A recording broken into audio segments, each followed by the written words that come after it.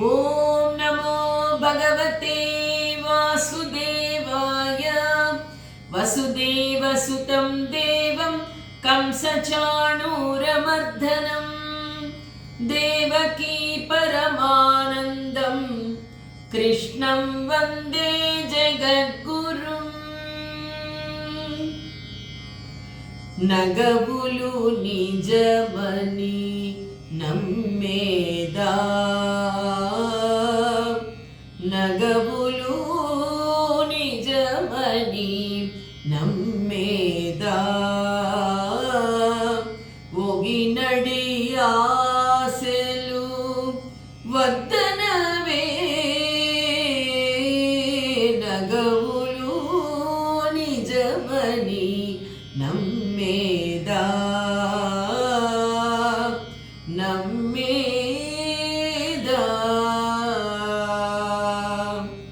తొల్లిటి కర్మము దొంతులనుండగా చెన్నబోయిక చేసేదా, ఎల్లలోకములు ఏలేటి దేవుడా, ఎల్లలోకములు ఏలేటి దేవుడా, ఒల్లనొల్లనిక వద్దనవే, నగవులు నిజమని నమ్మేదా, నమ్మేదా.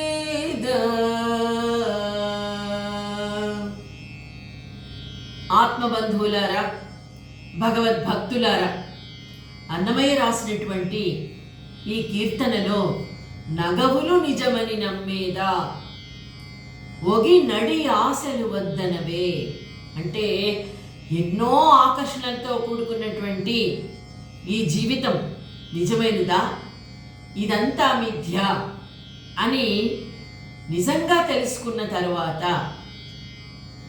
ఈ నడమంత్రపు సిరి ముఖ్యమా, ఈ ఆశలన్నీ నిజమైనవేనా అన్నటువంటి స్థితికి మానవుడు వస్తాడు. అంతేకాకుండా తొల్లిటి కర్మము దొంతులనుండగా చెల్లబోయిక చేసేదా, కర్మలన్నీ ఇంకా ఇంకా ఇంకా చేస్తూ ఉన్న కొద్దీ ఆ కర్మ ఫలాన్ని అనుభవించవలసి ఉంటుంది. ఆత్మజ్ఞానాన్ని తెలుసుకున్న తర్వాత ఇక ఆ కర్మ ఫలాన్ని ఎవరు కూడా ఆశించరు. అలాంటి ఆత్మజ్ఞానము లభించిన తర్వాత ఒల్లనొల్లనిక వద్దనవే, ఎందుకు స్వామి నాకు ఈ జన్మలు మళ్ళీ మళ్ళీ నేను ఎత్తాలా, అవసరం లేదు అని అన్నమయ్య రాసినటువంటి కీర్తనతో మనము ఆ కృష్ణ భగవానుడు అర్జునుడికి చెప్పబోయే దైవాసుర సంపద్విభాగ యోగంలోకి అడుగు పెడుతూ ఉన్నాం. దైవ అసుర సంపత్ విభాగ యోగము, దైవ సంపద అంటే దైవ గుణాలతో కూడినటువంటి సంపద. ఆత్మజ్ఞానము లభించిన తర్వాత ఇక ఆ ఆలోచన ఎట్లా అంటే ప్రప్రథమంగా శుద్ధ జ్ఞానము ఏ విధంగా వృద్ధి పొందుతుంది. అయితే ఆ జ్ఞానము మనకి ఎందుకు రావట్లేదు, మనం అందరం ఆలోచించట్లేదు. మనం ఎందుకు ఆ శుద్ధ జ్ఞానాన్ని మనము సంపాదించుకోవట్లేదు. అయితే ఆ జ్ఞానాన్ని కలుగకుండా ఏ విధమైనటువంటి అడ్డంకులు ఆపేస్తున్నాయి మనకు జీవితంలో, అనేక విధాలైనటువంటి అడ్డంకులు, ఆకర్షణలు, ఈ సంసార బంధాలు, ఇవన్నీ కూడా జ్ఞానం రాకుండా, ఆత్మజ్ఞానం రాకుండా అడ్డుకుంటూ ఉన్నాయి. ఈ అడ్డంకులు ఏవి, అదేవిధంగా ఈ విఘాత విషయాలేంటి, అడ్డంకులు, ఇవన్నీ తెలుసుకోవాలి మనము. ఈ దైవీ ఆసుర, ఆసుర అంటే అసుర గుణాలు, అవే రాక్షస గుణాలు, అవి ఆపేస్తూ ఉన్నాయి ఈ దైవీ సంపద మనకు రాకుండా ఉండడానికి. దాని గురించి ఆ కృష్ణ భగవానుడు చెప్పబోతూ ఉన్నాడు. అయితే ఈ విషయ వాసనలు, రాగద్వేషాది దుర్వికారాలను ఆశ్రయమైనటువంటి ఆసురీ సంపద కూడా ఏ విధంగా దగ్గరకు రానియకూడదో ఆ కృష్ణ భగవానుడు మనకు చెప్పబోతూ ఉన్నాడు. ఓం శ్రీకృష్ణ పరబ్రహ్మణే నమః. శ్రీమద్భగవద్గీత దైవాసుర సంపద్విభాగయోగః. శ్రీభగవాన్వాచ అభయం సత్వ సంశుద్ధిః జ్ఞానయోగ వ్యవస్థితిః దానం దమశ్చ యజ్ఞశ్చ స్వాధ్యాయస్తప ఆర్జవం. దైవీ సంపద గుణాలు కొన్ని ఉన్నాయి. ఆ గుణాలు ఏమిటో మనము తెలుసుకోవాలి. ఆ గుణాలలో మొట్టమొదటిది అభయము. అంటే ఇక్కడ భయము లేకుండా ఉండేది అభయము. అందుకే ఆ స్వామి ఎప్పుడూ కూడా తన అభయహస్తాన్ని ప్రదర్శిస్తూ ఉంటాడు. కలియుగంలో వెంకటేశ్వర స్వామి అభయాన్ని ఇలా చూపిస్తూ, ఇక ఈ అభయము నీకు భయం లేకుండా ఉండాలంటే నా పాదాలను సేవించు, నా చరణాలను నమ్ముకోండి అని ఇంకో చేతిని తన చరణాల వైపు చూపిస్తూ ఉంటాడు. ఇక్కడ ఆ భయము దైవీ సంపదలో అంటే జల ప్రవాహంలో దుముకని వానికి మునుగుట అనేటువంటి భయము ఎందుకుంటుంది? సంసారంలో మనము పడి కొట్టుకుపోతూ ఉన్నాము. మునిగిపోనంత వరకు దుమికితేనే కదా భయం ఉంటుంది, మునిగిపోతామని. అంటే మునగకుండా, సంసారంలో మునగకుండా జరిగే వ్యవహారాలన్నింటినీ కూడా సాక్షిభూతంగా మనము కర్మలన్నీ ఎప్పుడైతే చేస్తామో అప్పుడు భయం అనేది తప్పకుండా ఉండదు. అదేవిధంగా ద్వైత భావం మనం అనుకుంటూ ఉంటాం, ఈ కర్మ చేయడం వల్ల మనకు మంచి జరుగుతుందా లేదా చెడు జరుగుతుందా, మనం ఏ స్థితిలో ఉంటాం, మనం నిలదొక్కుంటామా లేదా. అంటే ఇక్కడ అద్వైత భావం ఉండాలి. అంటే కర్మ చేయడం వరకే నా పని, ఫలితం స్వామి నీకు వదిలేస్తూ ఉన్నాను. ఏది మనము అంటే పాజిటివ్ థింకింగ్, దీనిలో కూడా పాజిటివ్ థింకింగ్. మనం చేసే కర్మ మంచిదైనప్పుడు, ఆలోచన మంచిదైనప్పుడు తప్పకుండా మంచి ఫలితమే వస్తుంది. ముందే ఆ విధంగా ఆలోచించామనుకోండి, భయం అనేదే ఉండదు. ఆ భయ విషయాన్ని మనస్సు నుండి పారద్రోలాలి, సంసార భయాన్ని కూడా విడనాడాలి అంటున్నాడు. ముందే ఈ సంసారాన్ని ఒక భయంకరమైనటువంటి ఒక భూతంగా భావించినట్లయితే మనకు ప్రతి విషయానికి భయపెడుతూనే ఉంటుంది ఈ సంసారం. మనము నిమిత్త మాత్రంగా ఈ సంసారంలో ఉంటూ ఈ సమస్యలను ఆ స్వామికి వదిలిపెట్టి మన కర్మ మనం చేసినట్లయితే ఆ భయము మనకు కలుగుతుంది. ఇక రెండవది ఏమిటి? సత్వశుద్ధి. సత్వశుద్ధి అంటే ఏంటి? ఉదాహరణకి తీసుకోండి, బూడిద రాసి ఉంది. బూడిదని తీసుకుని వెళ్ళి అగ్నిలో వేసిన తర్వాత ఏమీ కాదు, అది చల్లబడిపోయింది, బూడిద అయిపోయింది. దానికి ఏ విధమైనటువంటి ఫలితం ఉండదు, అది మళ్ళీ కాలదు బూడిదని తీసుకుని అగ్నిలో వేసినంత మాత్రాన. అయితే చల్లారడము మళ్ళీ వేడిగా అవడము రెండు అవస్థలు దాటి మధ్య అవస్థలో ఉంటుంది.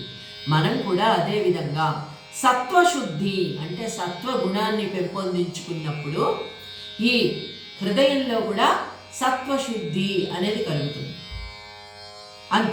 అంతేకాకుండా చూడండి, అమావాస్యలో చంద్రుడు తగ్గిపోతూ ఉంటాడు, పౌర్ణమి వచ్చే ముందు అలా అలా పెరుగుతూ ఉంటాడు, షోడశ కళలతో వృద్ధి పొందుతూ ఉంటాడు. అలా కాకుండా మధ్యామావస్థలో చూసినట్లయితే మనకు స్థిరంగా కనపడతాడు చంద్రబింబము. అదేవిధంగా గ్రీష్మ ఋతువునందలి జలాభావము కానీ, వర్ష ఋతువునందలి వరదలు కానీ లేని నది ఏ విధంగా ఉంటుందో, వర్ష ఋతువులో పొంగి ప్రవహిస్తుంది, అలాగే గ్రీష్మ ఋతువులో ఎండిపోతుంది.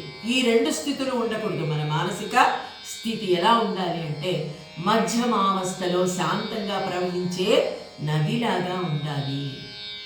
చూసారా? అంటే పొంగిపోవడము కానీ కుంగిపోవడము కానీ ఏది కూడా ఉండకూడదు. అదేవిధంగా అంటే రజోగుణము తమోగుణంతో మనం సంబంధం లేకుండా మనకు అనేక విధాలైనటువంటి మనోరథాలను కలంచుటను విడిచి, అంటే ఒక్కొక్కసారి మనకి కోపం వచ్చినప్పుడు మన ఇంద్రియాలు చాలా స్పందిస్తాయి, దానివలన మన ఆరోగ్యం కూడా దెబ్బతింటుంది. అలాగే బద్ధకం వచ్చినప్పుడు మనం చేయాలనుకున్నటువంటి ఏ పనులు కూడా మనము చేయలేకపోతాము. రెండూ ఉండకూడదు, బద్ధకము ఉండకూడదు, కోపము ఉండకూడదు, అలాగే తొందరపాటుతనం కూడా ఉండకూడదు. నిదానంగా ఆలోచించి ఏం చేస్తే బాగుంటుందో స్థిరంగా నిర్ణయాలు తీసుకునే స్థితికి మనము రావాలి. అదే సత్వశుద్ధి. ఇక్కడ మనము చెప్పుకున్నట్టుగా అభయం సత్వ సంశుద్ధి జ్ఞానయోగ వ్యవస్థితి. మూడవ గుణము జ్ఞానయోగ వ్యవస్థితి. అంటే దీనిలో పూర్తిగా చిత్తవృత్తిని త్యజించుట చేత జ్ఞానయోగ వ్యవస్థితి అనేది అలవడుతుంది. చిత్తవృత్తి అంటే పొంగిపోకుండా కుంగిపోకుండా నిశ్చలంగా ఎప్పుడైతే ఉంటామో అప్పుడు జ్ఞానయోగ వ్యవస్థితి అనేది అబ్బుతుంది. యజ్ఞాగ్నిలో ఏ విధమైన వాంఛను మనస్సునందు ఉంచుకొనకుండానే పూర్ణాహుతి ఏ విధంగా చేస్తాం, మనం యజ్ఞం పూర్తి చేసిన తర్వాత పూర్ణాహుతి చేస్తాం అంటే అక్కడికి శాంతంగా అయిపోయింది, అన్నీ కూడా సక్రమంగా జరిగిపోయాయని. అదేవిధంగా ఇక్కడ ఒక్కసారి సంకల్ప వికల్పములనన్నింటినీ విడిచి నిశ్చిత రూపంలో యోగము మరియు జ్ఞానమునందు జీవన వృత్తి. అంటే ఇది చెయ్యాలనుకున్నాను, అయ్యో ఇది జరగలేదే, వేరే విధంగా అయిందే అంటే నువ్వు సంకల్పం తీసుకున్నప్పుడే వికల్పం కూడా కలుగుతుంది కదా. ఇది సరిగ్గా జరగలేదంటే బాధపడతావు, సరిగ్గా జరిగినంది ఇదంతా నా వల్లే జరిగింది, నేనే చేశాను అన్న అహంకారము వస్తుంది. ఈ రెండూ లేనప్పుడు సంకల్పము లేదు, వికల్పము లేదు. అంతయు నీవే హరిపుండరీకాక్ష అని అన్నమయ్య రాసినట్లుగా నీదే స్వామి, ఇది నాది ఏది కూడా లేదు. కాబట్టి ఆ విధంగా చేసామనుకోండి, జ్ఞానము అంటే జ్ఞానము యొక్క యోగము మాత్రమే మిగిలి ఉంటుంది. ఆత్మజ్ఞానం కలిగిన తర్వాత ఇది నేనెవరు, నేనేం చేయడం లేదు స్వామి, నీవే నా చేత చేయిస్తున్నావు, మంచైనా చెడైనా ఫలితాన్ని నేను నీకే అర్పిస్తూ ఉన్నాను, నా కర్మను నేను నిర్వర్తిస్తున్నాను అని చెప్పినప్పుడు ఎట్లా ఉంటుంది, అది జ్ఞానయోగ వ్యవస్థితి. ఆ తర్వాత ఇక దానం దమశ్చ యజ్ఞశ్చ స్వాధ్యాయస్తప ఆర్జవం. నెక్స్ట్ది పరమ ఉత్కృష్టమైనది దానం. దానము అంటే మనం చేసే దాన ధర్మాల వల్లే మన పిల్లలు చాలా హాయిగా సుఖ సంతోషాలతో ఉంటారు. మనం ఈరోజు సంతోషంగా ఉన్నాము అంటే మన తల్లిదండ్రులు చేసినటువంటి దాన ధర్మాల వల్ల మన జీవితం చాలా హాయిగా మనము గడపగలుగుతూ ఉన్నాము. ఆ దానం అంటే ఏంటి అంటే మనకు అవసరమైనది ఏదో ఉంచుకొని అవసరం లేనిది ఇచ్చేయడం అనేది దానము కాదు. పరమ శత్రువైనా సరే ఎవరైనా దుఃఖంలో ఉన్నప్పుడు వారికి ఏది కావాలో, ఏది అవసరమో దానిని మనము మనస్ఫూర్తిగా మనస వాచ కర్మణ అంటే పైకి సంతోషంగా ఇస్తున్నట్లు నటించి అబ్బా అనవసరంగా ఇచ్చేసాము, ఈ విధమైనటువంటి స్థితి మానసిక స్థితితో చేసిన దానం వల్ల ఏ విధమైన ఫలితము ఉండదు. శత్రువైనా సరే ఏదైనా దుఃఖంలో ఉన్నటువంటి వారికి కష్టం వచ్చినప్పుడు ఆదుకోవాలి. అప్పుడు వారికి ఏది అవసరం, వస్త్రాలు అవసరమా, లేదా సంపద అవసరమా, లేదా ఉండడానికి ఒక గూడు అవసరమా, ఒక మాట అవసరమా, ఏదైనా కావచ్చు దానం. దాన్ని మనస్ఫూర్తిగా చేయగలిగితే అది నిజమైనటువంటి దానము. తన వద్దకు ఎవరైనా వచ్చి సహాయానికి వచ్చి అడిగినట్లయితే ధనధాన్యాదులను కానీ మార్గమున తన వద్ద ఏదైనా అవసరం వచ్చినప్పుడు ఏది అడిగినా సరే, చెట్టు ఏ విధంగా ఉంటుంది, మార్గ మధ్యంలో ఎవరైనా వెళుతున్నప్పుడు నీడనిస్తుంది, కూర్చోవడానికి నీడనిస్తుంది. అదేవిధంగా మనం ఆకలేస్తే తినడానికి పండు ఇస్తుంది. అదేవిధంగా మన గృహానికి అలంకరించుకోవడానికి అవసరమైన తోరణాలు మనము ఆ చెట్టు నుండి గ్రహిస్తూ ఉన్నాం. ఒక కాయ, ఒక పండు, ఒక వేరు, ఒక వృక్షము, ఒక ఆకు, ప్రతి వస్తువును కూడా మనస్ఫూర్తిగా మనం ఏమిస్తున్నాం ఆ వృక్షానికి పెరగడానికి? నీటిని మాత్రమే పోస్తూ ఉన్నాం కదా. కానీ నీరు ఇన్ని విధములైనటువంటి పదార్థాలను మనకి అందిస్తూ ఉంది. నీడేస్తోంది, ఫలాలిస్తోంది, పుష్పాలిస్తోంది, ఆ పత్రాలిస్తోంది. అంటే ఏది ఆశించకుండానే ఇస్తోంది. ఆ విధంగా మనము దానం చేయగలగాలి. దానిని దానం అంటారు.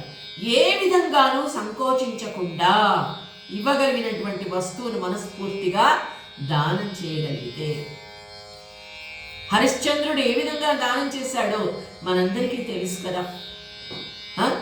సత్యమును విడనాడకుండా ఆఖరికి ధర్మపత్నిని విడనాడాడు, రాజ్యాన్ని పోగొట్టుకున్నాడు, పుత్రుడిని వదిలేశాడు, సమస్తమైనటువంటి సంపదను వదిలేశాడు సత్యం కోసం.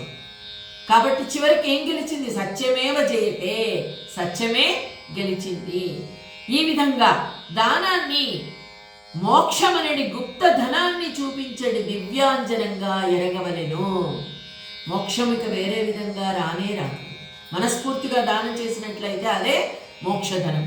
ఆ తర్వాత దమము. దమము అంటే ఏమిటి అంటే విషయాలు, ఇంద్రియాలు ఈ రెండు సంయోగముగా కలిసినప్పుడు సమూలంగా త్రుంచివేయాలి ఆ దమము అనే లక్షణంతో. అంటే ఏదైనా మనకు ఒక విధమైనటువంటి కోపం కలిగింది ఒక వ్యక్తి మీద, అతన్ని ఏదో చేసేయాలని ఒక కక్ష పెరిగింది. అప్పుడు ఏం చేస్తాం? ఇంద్రియాలతో చేతిలో ఏది ఉంటే దానిని విసిరివేస్తాం. దాన్ని అంటే ఎదుటి మనిషి బాధపడుతున్నాడా లేదా నేను చేసే పని వల్ల అతడు దుర్మార్గుడు అయి ఉండొచ్చు, కానీ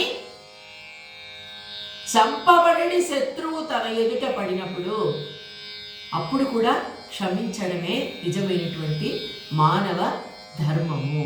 కాబట్టి ఇక్కడ మనం చేసేటువంటి దమము యొక్క లక్షణము ఏమిటి అంటే చిత్తశక్తిచే వ్యాకులపడి ప్రవృత్తి లోపల నుంచి బయటికి బయలుదేరుతుంది. వృత్తి, ప్రవృత్తి, యాక్షన్, రియాక్షన్. ఎవరైనా మనకు ఏదైనా ఒక యాక్షన్ చేసినప్పుడు మనము వెంటనే రియాక్షన్ ఏ విధంగా తీసుకున్నాం అనుకోండి, దానివల్ల ఫలితము దారుణంగా ఉంటుంది. అప్పుడే అంటే ఈ ఇంద్రియాలను, ఈ విషయాలను రెండిటిని సంయోగం చెందకుండా దమము అనేటువంటి లక్షణంతో నరికి వేయాలి. మనోధైర్యంతో మనం ఏం చేయాలో అది చేయగలగాలి. ఈ విధంగా చేసినప్పుడు ఈ దశేంద్రియ ద్వారముల గుండా వైరాగ్యం అనేది లోపలికి ప్రవేశిస్తుంది. ఎందుకు? వాళ్ళకి మనకు శత్రుత్వం ఏమిటి?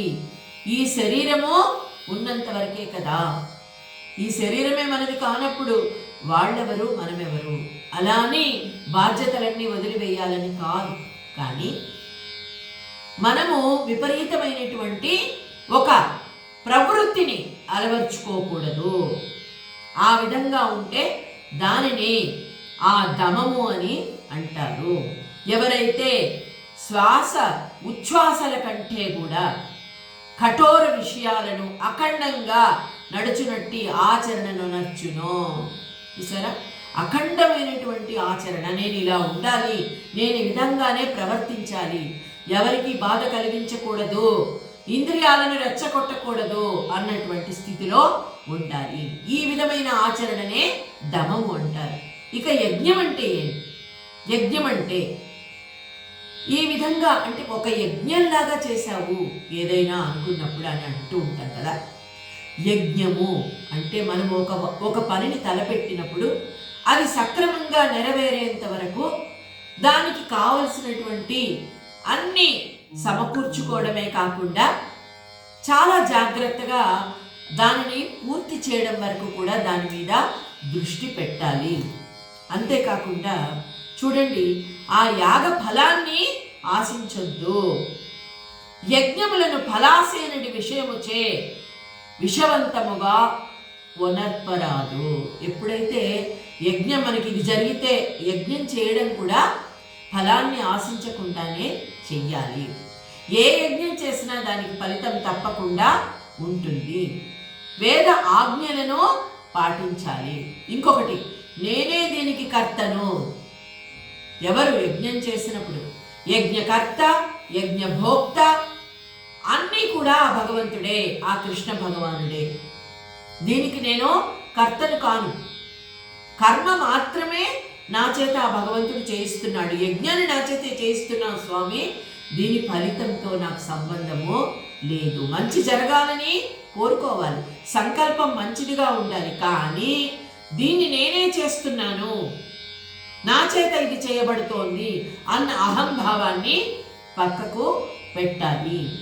అయితే ఎలా ఉంటుంది అంటే చూడండి, ఒక బంతిని విసిరి వేసినప్పుడు అది తిరిగి మన మీదకి వస్తుంది.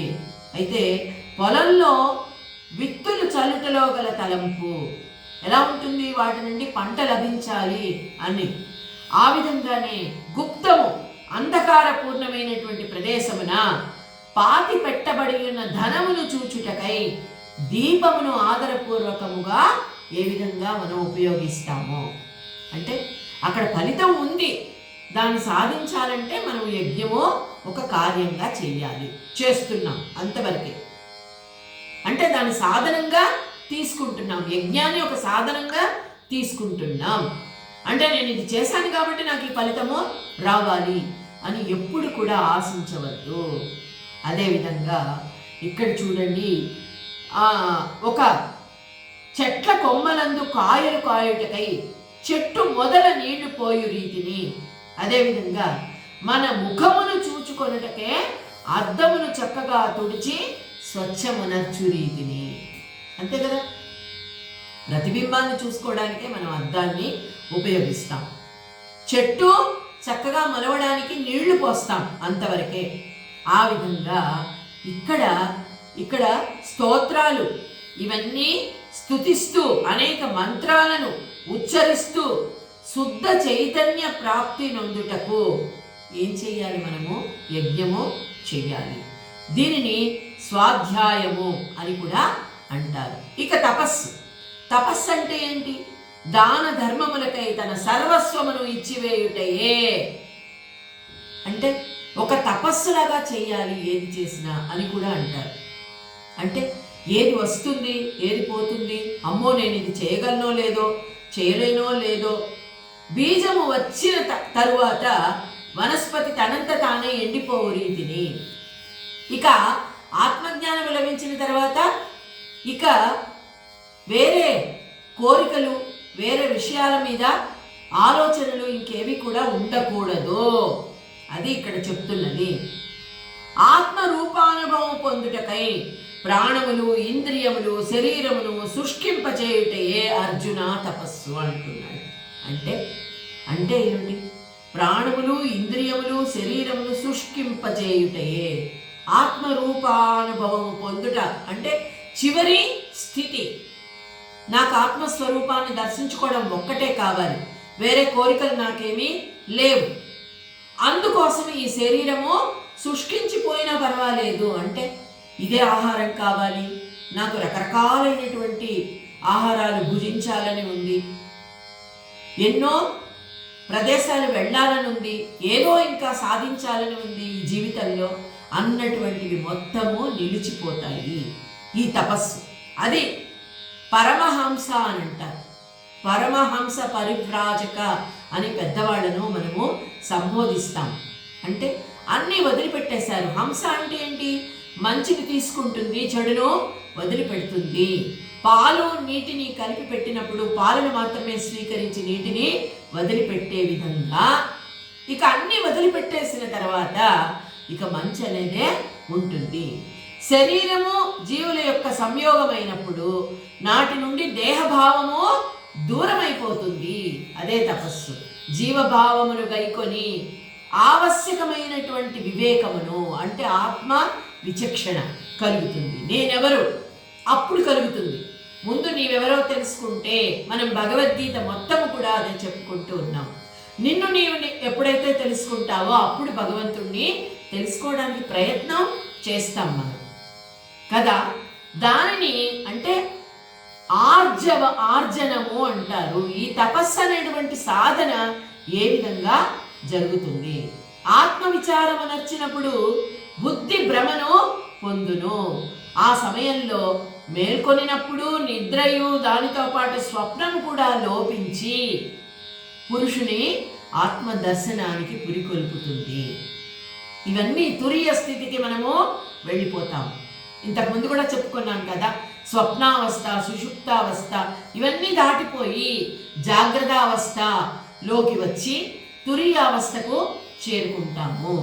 అప్పుడు శిశువు యొక్క హితవు కోరే తల్లి యొక్క స్తనమునందు పాలు ఉండు రీతిని, భూతకోటి నానా విధములుగా ఉన్నప్పటికీ అన్నిటి యందు చైతన్యము సమానంగా నివసించు రీతిని ప్రాణికోటి పట్ల మధురము మరియు సౌజన్యపూర్ణకంగా వ్యవహరించడం చేత దానిని ఆర్జనము అంటారు. అంటే అందరి ఎడల, అంటే ప్రాణికోటి ఈ భూతకోటి ఎడల నిజమైనటువంటి ప్రేమ, భూతదయ అన్నవి అలవడతాయి.